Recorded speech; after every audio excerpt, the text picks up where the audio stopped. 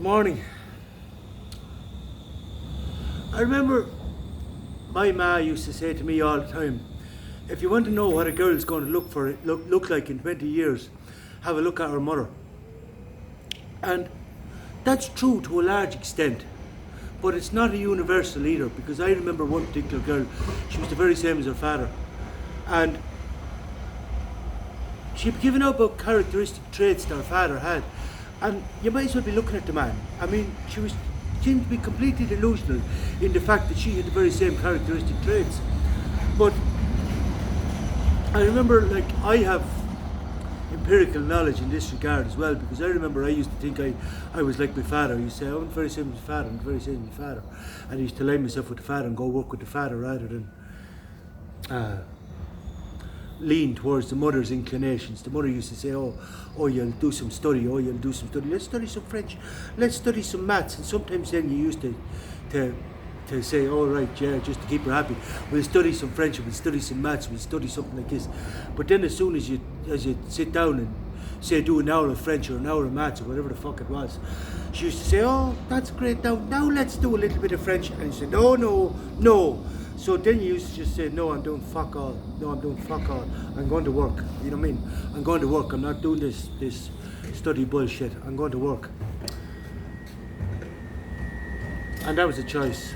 You know what I mean? But I always say that in order to have a choice, you first of all must be aware that you have a choice. But at that time I was aware I had a choice, and I just said, fuck that shit. But I've no regrets that way, because, well, if you follow any of my writing, I'm attacking academia, all the time. But I remember on my 43rd birthday, I hung around with my ma all day. That was a very good birthday.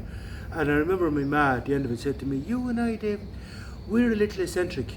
And I remember looking at her, and the hammer dropped, I remember looking at her and saying, Jesus Christ, I'm the very same as you. And that was at 43 that I realised I was very same as my mother, a little bit eccentric. But these things, again, it's back to what the universe shows us yourself in others, and what you see in others, look for in yourself first. And this particularly applies to your parents, because the apple doesn't fall far from the tree. But a lot of people don't want to see in others what they don't like in themselves. Where you can sort of delude yourself in that regard very easy. Because I remember, I used to get quite annoyed when people called me mad. I didn't like this description at all. Because for a start, it was very hard to find a baseline for normal. Very hard to find a baseline for normal. And I remember, when I got to one stage of life that was very hard. When even my mother said, you have to go and see someone. But this was because I made choices that did not conform with their expectations, with how they think my life should be going, the trajectory my life should be on. But when I didn't conform with this, and I didn't follow their expectations, the trajectory that they felt my life should be going, when they felt my life was a train wreck, then they perceived me as gone completely mad, because I would not follow the trajectory that they felt that my life should be going. You know what I mean? Your life should be going in this trajectory. You need to get another job, put lifts in again. I said, no fucking way. This again was a choice that I'm not following that trajectory. I don't give a fuck what you say, and I don't give a fuck about how society feels about it. I'm doing fucking something different. And this is freedom, the freedom to do something, freedom of spontaneity and freedom of indifference, but the freedom to do something different altogether. Not just the freedom to do something differently, but the freedom to do something differently altogether. Regardless of what society said, regardless of what my mother said, regardless of what anybody said, I say, no, fuck this. I'm not going to succumb to your tyranny, to the tyranny. Well, I won't call that the tyranny of the weak, I'll call that tyranny of society, the tyranny of delusion of success, the tyranny that this is how your life is supposed to go. And if you don't actually take an active choice in it, then you're going to follow this trajectory, regardless of whether you're fucking miserable or you're not fucking miserable, or whether you feel life has no purpose or no meaning. That doesn't matter a fuck, as long as you're following the trajectory that we think you should be on. Like basically, like, well, my ma wanted me to go to college. That was go to university. That was her trajectory. You know, this was her to fly the flag. You know, to fly the flag in the relay race and take it further than I've ever taken it. This is the normal expectation of a mother or a parent. But at the same time, you know, no, you have to, it's your own life and you have to make your own choices. Yeah, and then I find, like, when I'm talking about the baseline for normal, I always struggle with the baseline for normal, but now I have found a baseline for normal. Every time I come back to the hostel, every time I go away from the hostel and I come back to the hostel, the baseline for normal has changed. And I do have to sit and think to myself, like, the forces of nature bring us round and round. And I just said to myself, well, here I am back in this fucking situation again, back doing my chores in the hostel. When really, like, you could say, now, when I was last in this situation, I said to the universe, what the fuck, you know? And the universe said, you're spiralling up. But I am spiralling up because each time I come back into the same situation, or what might appear to be the same situation, I respond differently. Because stupid cunts don't adapt, and that's the big fucking difference.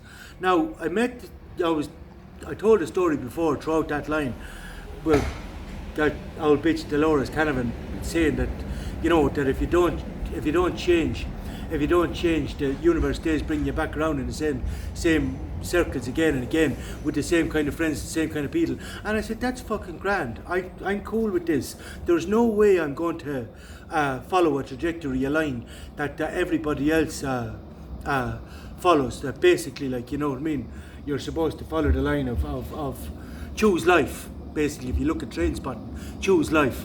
And I say, no, fuck that, because if you want to create your new systems and new things, you absolutely don't conform to their systems. And that's just as simple as that.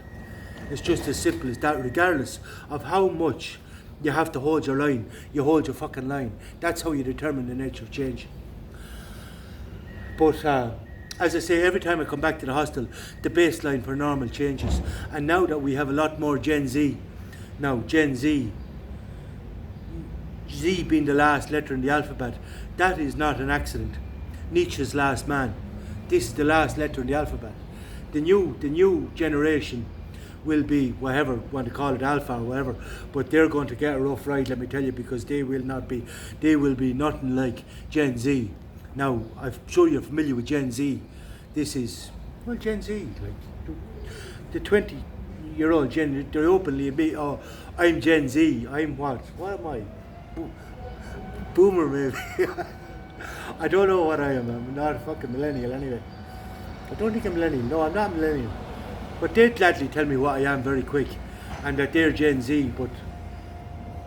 But then the baseline for normal changes with Gen Z, with the influx of Gen Z. The baseline for normal changes. And you have to sit and you have to look, because only a stupid cunt can't adapt. And you have to look and you have to say to yourself, well, how do I want to conduct myself in the current environment? But most certainly, one thing's for certain, I'm not going to conform to their social etiquette, to their sanctions, to their, you know, woke shit. I'm not going to conform to their woke shit. That basically tolerance for everybody and everything. Every life is beautiful, everything is wonderful. Yes, he's wonderful and everybody's fucking wonderful, but we're all fucking miserable.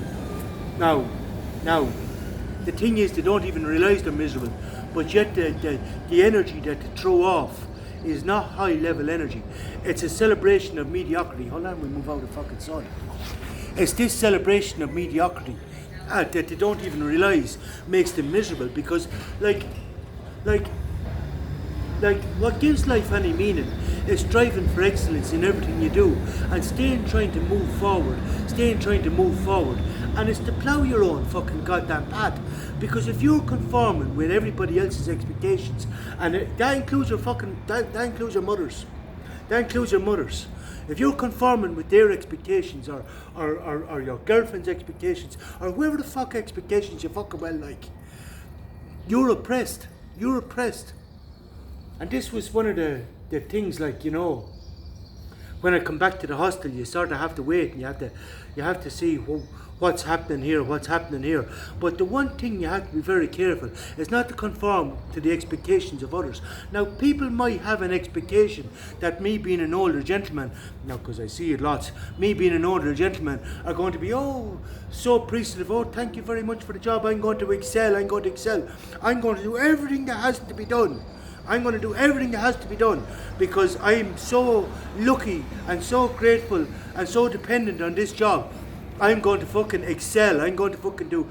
The Gen Z can sit on their fucking arse. I'm going to do everything. I'm going to do everything. And you be very careful with that because there's one rule that I learned back when I was a fucking chap from a friend of mine. There's a woman, I used to go to her house with good friends, and she used to give me chores to do and give me some money for the chores. But one thing she taught me, what was more important than the money, was the valuable life lesson that what you do today is your job tomorrow. Now this is very, very important to keep this in mind. What you do today is your job tomorrow. So you can find yourself there swamped in work. You can find yourself swamped in work. But you have to take responsibility for your part in this. You know, it's like giving to someone and then complaining that they took it, that they're a freeloader, that this and that. No, give if you want to fucking give. That includes your time and your energy. I'll give it to who I want to give it to, and who I don't want to give it to, I just bloody well won't. Regardless of their expectations or anybody else's expectations. Time is the most precious thing that we have. And I'm very careful about who I give it to and who I don't. I'll give it to you if I feel there's any value in it. Like if your vibe is right, I've no problem. If it's mutually beneficial, if I think I'm going to enjoy the company or enjoy the conversation, I'll give it to you. But other than that, I fucking well won't. I'm not doing any of this fucking arse licking, any of this fake bullshit. You know, like, you know what's great? I think is great. Like they say, to be able to sit alone in a room is the answer to all man's problems. No, that's not the answer to all man's problems. To be able to sit in a crowd and not feel you have to say anything, I think this is a great skill to learn. To be able to just sit there and listen to their bullshit and not feel that you have to speak or partake in it. I think that's a great fucking skill to develop. Because then you don't develop any anxiety. Just this feeling of fucking, I better come out with some bullshit just to make my presence known or just to partake in this bullshit. No, I'll sit there for hours and say fuck all. No problem with me at all. No problem with me at all. And I might sit there in my own head, or I might sit there listening to their bullshit. But I can sit there for hours listening to their bullshit without feeling I have to say something. You know what I mean? A fool speaks when he feels he has to say something, and a wise man speaks when he feels he has something to say. But that's, you know, well, that's something you have to learn, to be able to sit with these cunts and say nothing. But now, so now where I'm at is there's lots of work to be done, but if they give me the work, they can give me the work, and I'll take it. I'll take it, no bother at all. I'll take any work that's going. I won't assume this responsibility myself. But if they give me all the work, they can give me all the work they want, because one thing's for sure, the harder I work, the harder I'll party, and that is a fact. And if there has to be a judgment of character, and I think you ought to know this by now, the harder I work, the harder I party. And I do like to party. That is for certain. I do like to party. So I don't mind maintaining that balance. But there has to be balance. If it's either way, if it's tilted either way, that it's all work and no play makes Jack a dull boy, that's or all party, that's just bullshit. And it doesn't long become a bullshit, because I think that's a lot of the problem with these Gen Z. They wouldn't scratch their arse, but yet they want to party, but yet it's not even partying. It's just going around playing dog. Put your nose up my arse and I'll dark. You know what I mean? Like, they don't know neither how to work nor party, as far as I can see. Partying is a little bit traumatic for them, but so is work. Is a little bit traumatic for them as well. So everything's a little bit traumatic for them. So they go around living this mediocre lifestyle, walking on eggshells and licking each other's arse.